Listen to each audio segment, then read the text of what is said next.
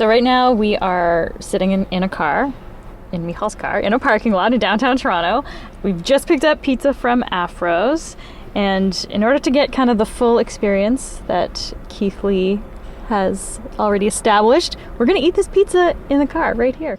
Last week, the Decibel team decided to try being food critics. We were inspired by Keith Lee, an influencer with over 16 million followers on TikTok. He records himself eating food in the car and gives it a rating. This is some really good pizza in my opinion. It's sweet, it's salty, it got hot honey on it, it got the jalapeno, that meat is fresh, the sauce is real good. This is my first time in the 9s, 9 out of 10. That's from his review of a Toronto takeout spot, Afro's Pizza. So we also went to Afro's, talked to one of the owners, and learned that Keith Lee's review changed everything for the business. What he did is he kind of like quadrupled the business that we were already doing. Quadrupled? Yeah, so we went from like doing like maybe like 20, 30,000 a month to like 80,000 a month. So, of course, we wanted to try this pizza ourselves. That's actually quite heavy. It's got a bit of weight to it, yes. Oh man, that looks so good.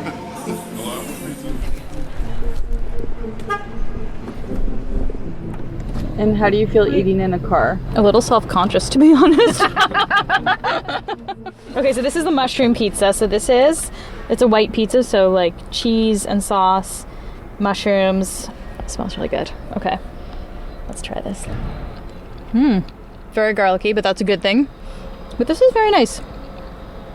It's a little bit different. Our producer Michal tried a meat pizza. This looks like it's the Davis Jr. pizza. They call it an old-time classic with a kick. And this crust, I should also say, that's got to be like 2 inches thick. Okay, let's try it. The dough's got some real bite to it. That is a toothsome dough. And our producer Ali tried the mac and cheese.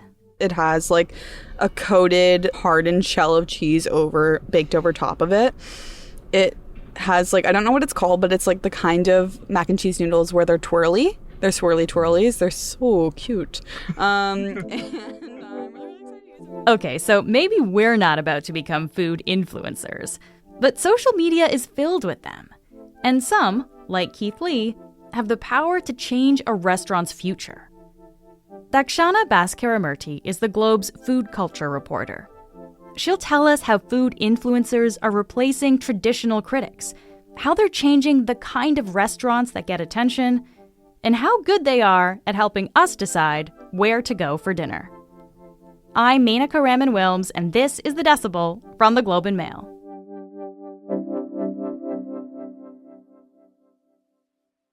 Dakshana, it's so great to have you back on the podcast. Thanks so much for having me. So let's just go through some history here. I guess, where did modern food critics in this part of the world, where did that kind of start? A lot of people credit Craig Claiborne at the New York Times for inventing what the 20th century restaurant critic looked like, the guidelines they followed. He was sort of running the food coverage at the New York Times, and in early 1960s, he started doing restaurant reviews. He created the stars system for awarding stars for restaurants that he liked. And it didn't take long for newspapers all over the Western world to follow suit and install their own restaurant critics who were going to give readers a detailed account of what a restaurant was like and just overall, was this a place that you should dine at or not? At this point now, though, right, we don't really see many full-time critics at papers anymore. So I guess, when did that kind of die out? I think in the last 15 years or so, we've seen a dramatic decline in restaurant critics, full-time restaurant critics at newspapers, at magazines. And that has coincided with just the decline of print media, which, had been happening for a while before then anyway. For decades, we had a full-time critic. Our last full-time critic was Chris Nuttall-Smith, who was on staff and ended his run in 2016. And since then, we've had some freelancers who have been writing restaurant reviews, but they haven't been a regular feature of the newspaper in a couple of years now. There are still a few markets like New York The New York Times still has staff critics. The New Yorker magazine still has a staff critic, but they've become deeply endangered species otherwise. Yeah. And we will talk about kind of the transition of what's filled that space. But just to go back to kind of the traditional restaurant critic, how influential would they actually be? The reviews that they're writing, could they actually, like make or break a restaurant? They absolutely could make or break a restaurant. I think that the old school critic was a figure who was feared in a lot of cities because a lot of them developed these huge readerships, and people would make decisions on where to go based on what they read there. And if you're a small restaurant, completely self-funded, you're opening up shop and you've invested so much money, if you have a bad review, that could just tank your business. You might not survive the year because of that.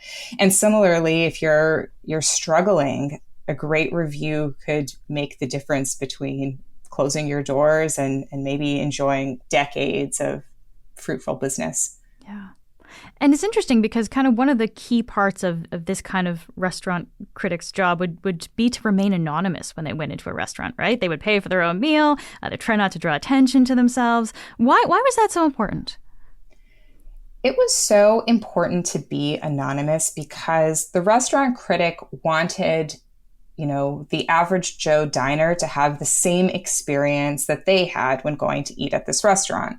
So it became a sort of elaborate game in certain cities for restaurant critics to, sometimes don disguises when they were going in to eat. They would often book under a fake name, or if they had dining companions joining them, they would have them make the reservation. And the idea is, they didn't want to be recognized and have special treatment. They didn't want to get this experience that wouldn't be accessible to the average diner. So that's why it was so important for them to stay anonymous, stay unknown. Because I guess the idea is that if a restaurant knew this is the New York Times food critic, they would give them a very different experience then. Absolutely. Some restaurants will have photos up of restaurant critics, behind the counter. So front of house staff can ID like a VIP who's just walked in, alert the kitchen and make sure that, maybe there's like an extra dessert that gets sent out. Maybe there's something, that the chef has been playing with that they want to send out for free for this critic to try. And so it was always like very important for restaurant critics to resist that. I guess one of the kind of self-selecting parts of this, though, is that usually the restaurants that would get reviewed, these are pretty high-end places, right? What are the limitations of that? Sure. I think this is a very persistent criticism of traditional restaurant coverage over the last many decades, where critics would be not exclusively, but very consistently looking at fine dining establishments. And, sometimes these would be places with $200 or more tasting menus. These are places that are just not widely accessible to the general population. And so, I think it was a very valid criticism that restaurant reviews could be quite elitist. And also, there was another, I think, very fair criticism that they weren't very inclusive in terms of the different cuisines that were explored. A lot of times there would be skewing towards French food, Italian food, maybe like a high-end Japanese bistro, but a lot of regional cuisines from around the world that were very popular or reflective of different cities' populations were just shut out from these reviews. But isn't, I guess, one of the benefits, though, of having a restaurant critic that does this, I guess they're good at what they do and they have knowledge based in what they do. This was something that I talked to Pete Wells about. He was the New York Times' restaurant critic for 12 years, and he's recently moved on from that role. And, he kind of pushed back on this accusation that's leveled at critics a lot, that they are snobby or elitist, and even the way that they write is not very accessible to a lot of readers. And he was saying, I'm not an expert, and I'm not purporting to be an expert on fine dining or, all of these different regional cuisines. I'm approaching this job like a journalist. And he said he would decide that this was a restaurant that he wanted to review. And it was his responsibility, if he wanted to do his job correctly, to research that cuisine, to learn about this chef and where they had come up, where they'd done their training. He would learn about the ingredients, the provenance of those ingredients. He took his job very seriously, and he's saying a lot of critics do. And that authority and knowledge that they bring to their reviews, like, that is why people trusted them. We'll be right back.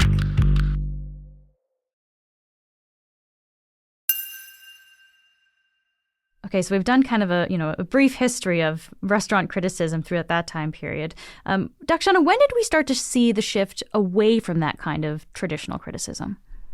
So in the mid-aughts, we really saw the rise of the internet as this participatory medium.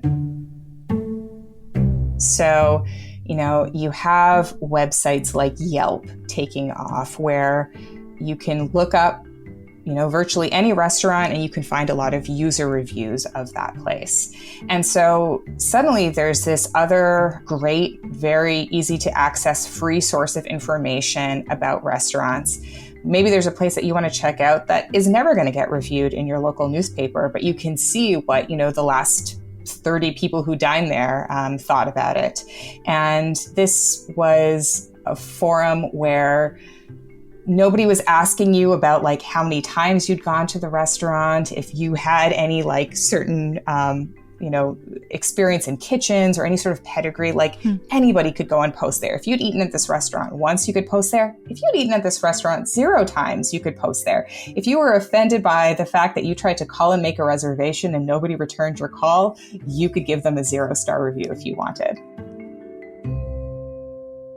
So this kind of democratization in a way could have, I guess, positive effects, but also negative effects. Yes. The rise of Yelp and other sites like Chow Hound, and now we have, Google reviews as a major player, like it was a double-edged sword. It certainly empowered diners, and it also highlighted places that were maybe never going to be covered by traditional critics. Okay, so with platforms like Yelp, anyone in a way could be their own food critic. How and when did that develop into the kind of social media food critics that we actually see today now?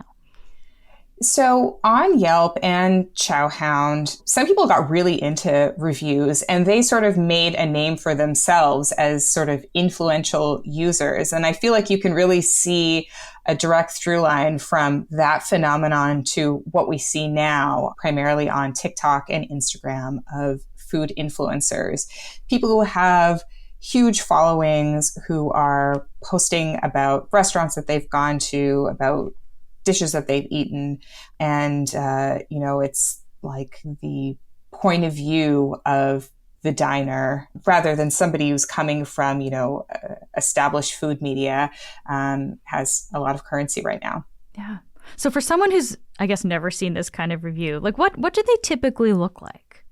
You definitely notice a lot of recurring themes and motifs. Stop scrolling because I'm about to put you on this hidden Come with me for brunch on the Halifax waterfront. I need to put you on this spot that my friend Charles took me to. Today we are trying the best hot chicken spot in the GTA. And a lot of times it's like, a point of view filming of like actually walking through the door of a restaurant and capturing the vibe of the room is so important.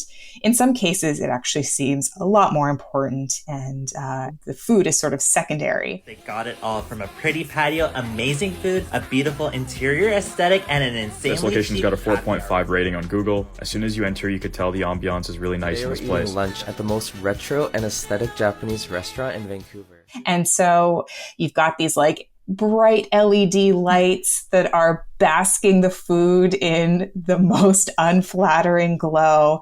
And so you're sort of seeing quick glances of that. And you have to keep in mind that this is, like social media, like reels or TikTok videos where you have like seconds to capture people's attention and hold it.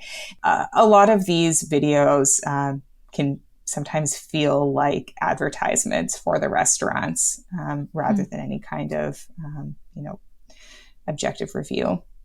So you're watching a video. What kind of information are you getting from that compared to like a traditional food critic writing in a newspaper? So food critics would, have these columns. Maybe you're getting 1,500 words and they can go into detail. And there's just like no space for that kind of detail. And a lot of these influencers, their whole thing is authenticity. They are, in many ways, trying to be the anti-newspaper critic. And so they're trying to talk to you about what you would care about. So a lot of times prices are highlighted a lot in these videos. And, whether or not this place would be good for a date night is very commonly brought up in these videos. And there's definitely like this air of positivity that kind of blankets a lot of them. You don't really see a lot of this content that's going to say, the service here was horrible, this dish was inedible, this steak was overcooked. It's all very, very positive for the most part. Can you tell me more about that? Like this air of positivity that you're talking about. Why do we see that? A lot of people that I spoke to for this story drew a line between this trend towards positivity in these reviews and, what the world went through during the COVID lockdown of 2020, going into 2021. A lot of restaurants suffered immensely. A lot of restaurants went out of business. And in a lot of cities, there was this understanding that these were businesses that we needed to support. Maybe when they were opening up their doors again, things would be a little touch and go, but we wanted these businesses to thrive. So being negative about them, I think it sort of became frowned upon. It was sort of seen as like below the belt to highlight restaurants that you hated or weren't worth going to.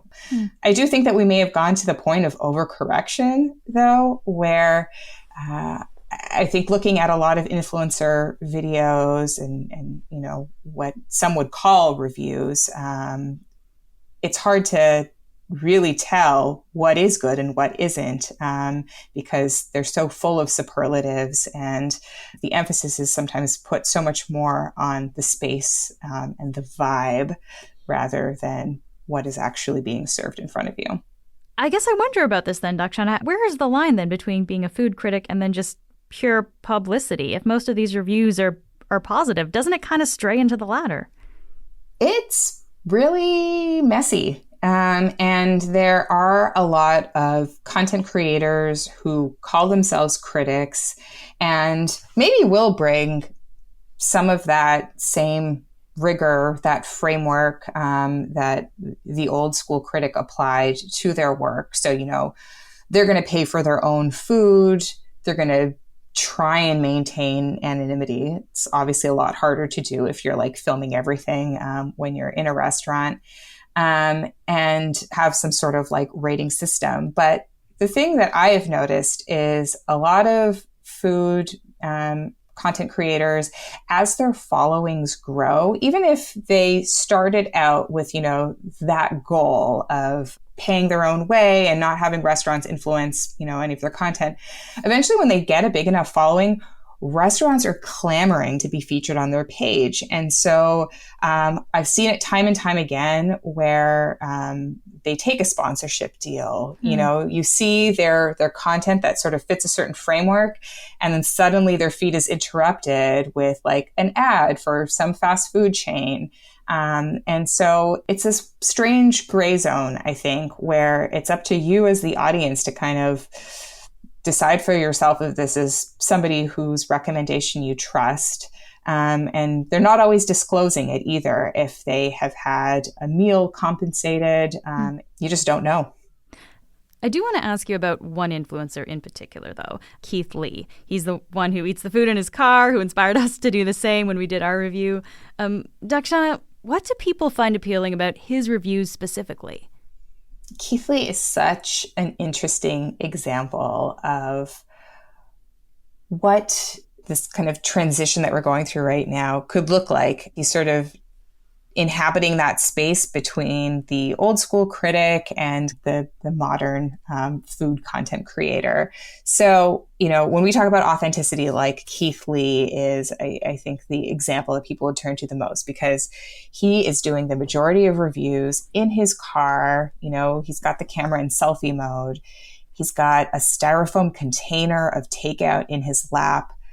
The aesthetics are so different from what, food media had been for the longest time. There are no beauty shots of these sandwiches that he's eating. Like I said, I heard about this place a lot, so I'm assuming this is a staple in Houston. We're gonna start with the waffle fries and cheese sauce first. I'm not a huge fan of the cheese sauce. I'm gonna try the waffle fries by themselves.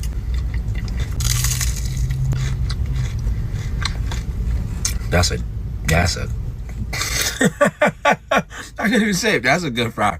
A damn good fry. It's just a guy eating in his car. Yeah, it's exactly a guy what eating it in his is. car. And you know what? A lot of us are a guy eating in our car. And so, if we're talking about putting yourself in the shoes of your audience, something that the old school critics were always striving for, Keith Lee is doing that. And so, he holds on to some of those guidelines that the old school critics followed, where he really wants to maintain his anonymity. He's very recognizable. He's got like millions of followers. And so what he'll do is he'll send a relative into a restaurant to pick up the takeout order. And he insists that he pays for everything himself. And he'll give these very blunt reviews, sometimes negative, about what he's eaten. But one thing that is worth pointing out that is very consistent with a lot of these modern content creators is he chooses where to go a lot of times based on what his audience is asking for, or even what the restaurants themselves are asking for.